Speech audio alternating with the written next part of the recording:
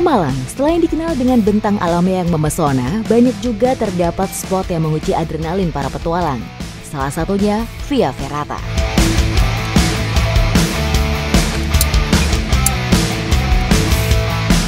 Ikuti jejak saya, jejak foto! Nah, hari ini kita akan melakukan kegiatan konservasi, tapi untuk mencapai lokasi yang kita tuju, kita harus melewati Via Ferrata.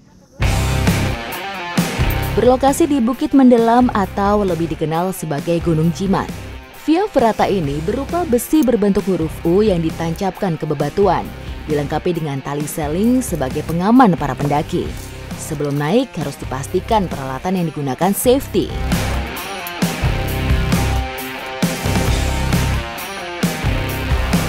Jalur Via Ferrata Gunung Jimat ini bukan hanya jalur vertikal, tapi ada juga jalur horizontal, bahkan ada juga jembatan.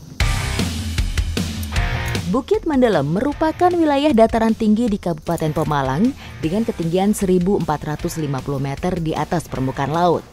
Karena cukup tinggi, ketika berada di puncaknya, terasa seperti berada di negeri di atas awan. Dibutuhkan waktu yang cukup lama untuk mencapai puncak. Stamina ekstra sangat dibutuhkan dalam kegiatan ini. Baik jalur vertikal maupun horizontal, pastinya kekuatan kaki dan juga tangan sangatlah krusial. Tapi pada setiap obstacle tersebut ada juga teknik-teknik khusus yang harus dilakukan. Seperti pada jalur vertikal di mana saya berada saat ini, badan kita harus menjorok ke depan atau yang disebut dengan scrambling.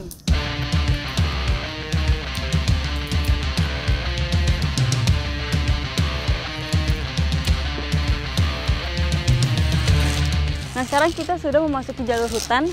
Jadi memang di Gunung Jimat ini bukan hanya tebing, tapi vegetasinya juga sangat beragam. Nah, di depan ini sudah ada jembatan one line, walaupun horizontal tetap karabiner harus terpasang di kedua tali, yang atas dan juga bawah.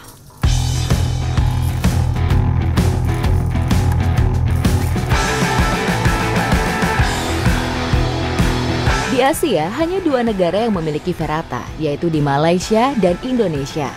Indonesia yang paling tertinggi pertama dan kedua. Tertinggi pertama adalah Ferrata Gunung Parang Purwakarta sekitar 700 mdpl. Dan yang kedua adalah Ferrata Gunung Jimat Pemalang. Nah, kalau ini namanya trek Cilukba. Jadi setelah kita di dalam hutan, begitu keluar langsung diberi pemandangan yang luas sekali. Dan di sini ada tingkat kesulitan lebih nih, yaitu overhang. Jadi di sini kita harus menggantung dan kekuatan yang paling diperlukan adalah kekuatan tangan. Di mana kita harus bisa menaruh semua beban kita di tangan sehingga kita tidak tergelincir.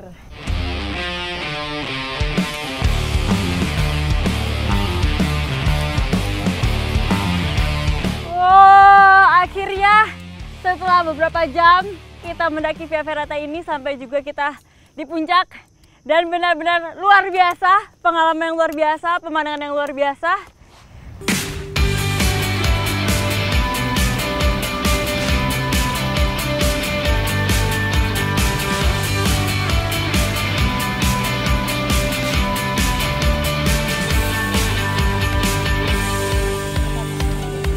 Kurang lengkap rasanya berada di puncak Gunung Jimat tidak merasakan bermalam di sini.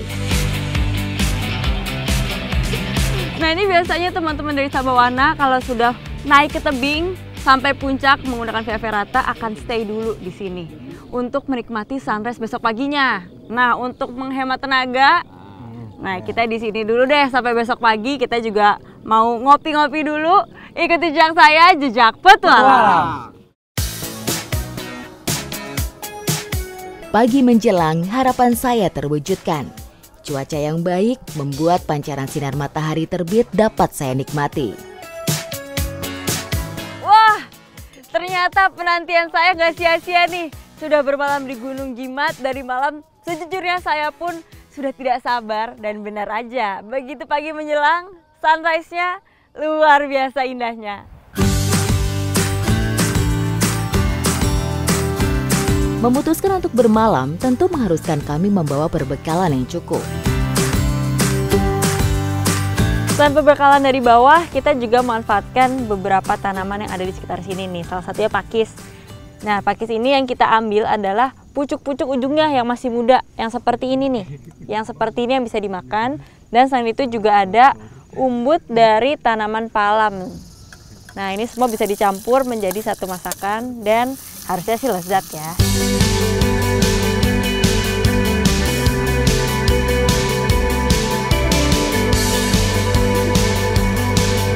Habisin loh Mas. Habisin ini karena habis ini kita akan melakukan kegiatan utama kita, yaitu menanam. Nah, di mana Mas kita nanamnya? Tanamnya sekitar sini aja sih nanti. Sekitar situ ya. Lokasi. Ini habisin dulu Mas. Oke, siap. Biar kita ada tenaganya buat nanam. Ikuti jejak saya, jejak petualang.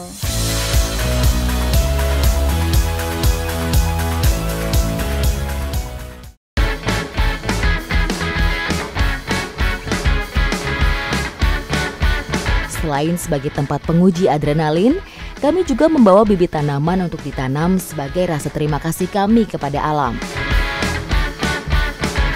Nah, ini jadi lokasi yang kita pilih untuk penanaman pohonnya karena lokasi ini gundul dan telah terjadi kelongsoran. Jadi emang salah satu fungsi dari penanaman pohon ini untuk mengikat si tanah supaya tidak longsor lagi.